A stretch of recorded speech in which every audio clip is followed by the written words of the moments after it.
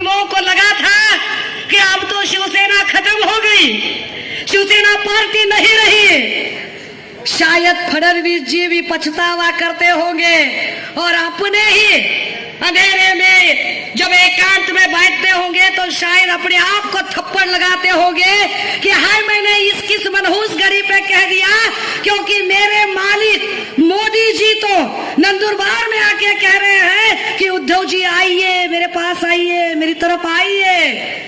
उद्धव जी, इतने उद्धव जी छाए हुए हैं मोदी जी के सर पर कि महाराष्ट्र तो महाराष्ट्र, तेलंगाना में भी जब जाते हैं तो उद्धव जी के बगैर उनका भाषण पूरा नहीं हो रहा है। ये वही बीजेपी है जो महाराष्ट्र में और पूरे भारत में भ्रष्टाचार को खत्म करने की बात कर रही थी। आप सोचिए भाई और बहनों, मैं राहुल शेवाले पर ज्यादा बात नहीं करूंगी, बात ना करने की कुछ वजह भी है।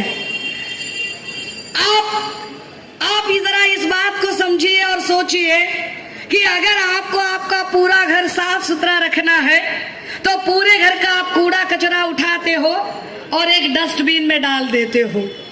बीजेपी कहती है कि हमें पूरे भारत से भ्रष्टाचारियों को खत्म करना है, तो भ्रष्टाचारियों को तो आपने सबको इकट्ठे किया, लेकिन कहाँ रख दिया, कौन सी डस्टबिन में रख दिया?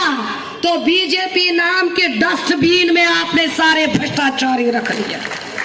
आज की तारीख में भारतीय जनता पार्टी एक डस्टबिन बन गई है जो समूचे भ्रष्टाचारियों को जहां पर कूड़े कचरे की तरह जमा करके रखा हुआ है। और ऐसे कूड़े कचरे में हमारे यहाँ के भी 40 है जो वहां गए हुए हैं। अब 40 के बारे में ज्यादा नहीं बोलना है, पर हमारी बहनें जानती है कि जब हम किसी कपड़े की दुकान में जाते हैं, मार्केट में जाते हैं, तो काउंटर पर, कैश काउंटर पर एक छोटा सा बोर्ड लगाया जाता है और बोर्ड पर लिखा होता है कि एक बार बेचा गया माल दोबारा बिल्कुल भी नॉट एक्सेप्टेबल। जो बिका हुआ है वो फिर कबूला नहीं जाएगा। तो हम महाराष्ट्र की जनता से पूछते हैं कि अगर बिका हुआ माल वापस नहीं लिया जा सकता तो बिका हुआ एमएलए, बिका हुआ एमपी कैसे वापस ले लें? क्योंकि जो बिके हुए होते हैं उनका ज़मीर नहीं होता है। ये धारावी की जनता इस बात पर कैसे विश्वास कर ले कि जिस मातोश्री ने और जिस उद्धव बाला साहब ठाकरे ने जिन लोगों की एक हैसियत बनाई, जिन लोगों को शायद कोई गली कूचे में नहीं जानता था, वही लोग उन लोगों को वर्षा और सह्याद्री पर उनकी चहल पहल बढ़ गई। ये हैसियत बढ़ाने की ताकत सिर्फ और सिर्फ ठाकरे और मातोश्री ने। लेकिन अगर उसी ठाकरे और उसी मातोश्री के साथ ये लोग गद्दारी कर सकते हैं तो भाई हम जनता के साथ तो कभी भी कर सकते हैं। हम कैसे इन पर विश्वास कर ले? मैंने कहा कि मैं राहुल शेवाले पर बिल्कुल ज्यादा बात नहीं करूंगी। कल मदर्स डे है। मदर्स डे यानी बड़ा अहम दिन, माँ और बेटी, माँ और बच्चे का मिलाप। कल एक बेटी महाराष्ट्र में आने वाली है, कल एक बेटी महाराष्ट्र में आएगी जो पिछले 3 साल से अपनी माँ के होते हुए बिन माँ की बच्ची की तरह भटक रही है पूरे भारत के अंदर। पिछले 3 साल से अपने माँ से मिलने के लिए छटपटा रही है। जो रिंकी बक्सला इंसाफ मांग रही थी कि राहुल शेवाले ने मेरा यौन शोषण किया है। राहुल शेवाले, हलेवा भाई जी, अगर आपके दक्षिण भारत में प्रज्वल रेवन्ना ना होगा ना तो हमारे यहाँ शेवाले हैं।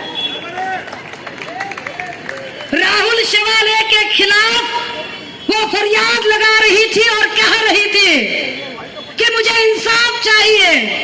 दुबई में उसे अंदर कर दिया। ताकत देखिए, क्या ताकत बढ़ गई है, कितना पैसा बढ़ गया है। पूंजीपति जो बन गया है, कैपिटलिस्ट बन गया है। वहां से बेचारी आ गई, पूरा करियर बर्बाद हो गया। वो इंसाफ मांग रही थी और उसी पर झूठे केस दायर कर लिए। पैसा बोलता है, ना बाप बड़ा ना भैया, और सबसे बड़ा रुपया।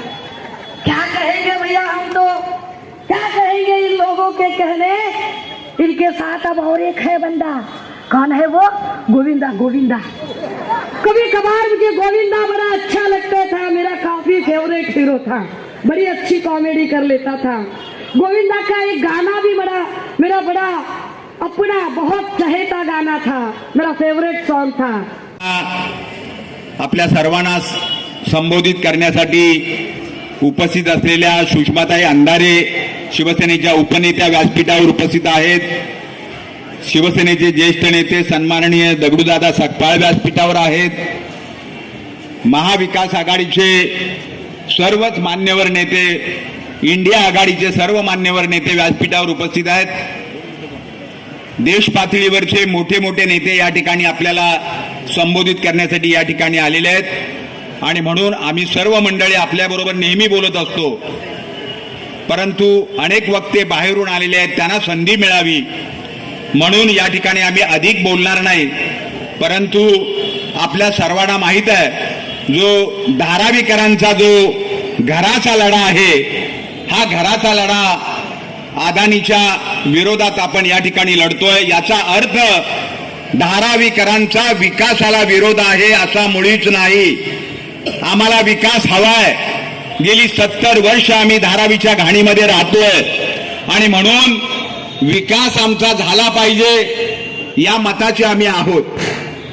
परंतु या ठिकाणी आता राहुल शेवाळे 10 वर्ष या ठिकाणी खासदार होते, त्यांनी काहीही कसलाही प्रयत्न केला नाही आणि आता आपण सर्व लोक धारावीतल्या लोकांना धारावीतच घर मिळालं पाहिजे। सन्माननीय उद्धवजी ठाकरे यांनी सांगितलेलं आहे 500 चौरस फुटाचं घर मिळालं पाहिजे आणि धारावीतला एकही माणूस विकासाच्या नावाखाली धारावीच्या बाहेर जाता कामा नये। या अनुषंगाने आपण सर्वांनी हा संघर्ष उभा केलेला आहे आणि गेल्या 16